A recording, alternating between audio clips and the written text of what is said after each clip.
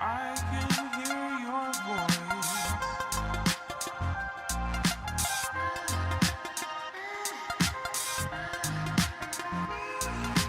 I can hear your voice.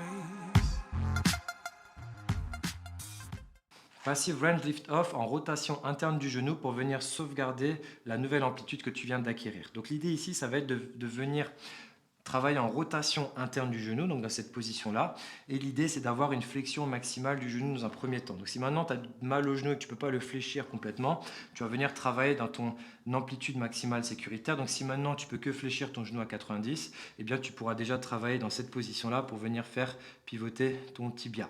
Nous, ce qu'on va venir faire, c'est déjà travailler dans l'amplitude max qu'on peut faire et aller proche de ta fin d'amplitude active lorsque tu tires ta main avec ton pied. Le passive range lift off, c'est en fait l'idée de pouvoir encore plus rentrer dans la position en forçant de toi-même, donc on appelle ça de la charge interne, en forçant à 100%, en venant quitter du coup ton pied de ta main et tu relâches. Et en fait, c'est des micro-répétitions que tu vas venir gérer sur le nombre de répétitions qui te sera demandé. Donc en fait, tu vas venir forcer pendant un certain temps, ça peut être 2 secondes, 5 secondes, 8 secondes par exemple, et tu relâches. Et en fait, tu vas faire plein de petites micro-reps de cette manière-là.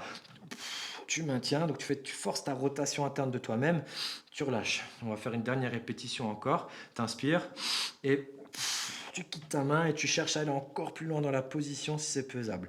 Idéalement, ça serait également de venir faire une dorsiflexion au maximum vers toi pour éviter de trop solliciter ta cheville au passage.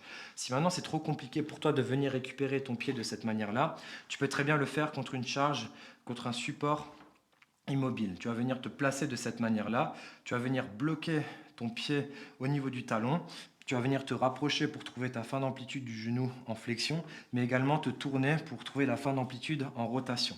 Donc c'est-à-dire que tu vas pouvoir toujours laisser un petit espace pour que lorsque tu forces en actif, que ton pied puisse se décoller du support. Donc ici en l'occurrence la boxe, et là quand je viens forcer à 100%, eh bien j'ai mon quelques millimètres, 1 centimètre qui se décolle du support. Et là je viens forcer sur mes contractions isométriques avec le temps imparti et le nombre de répétitions qui m'a été demandé.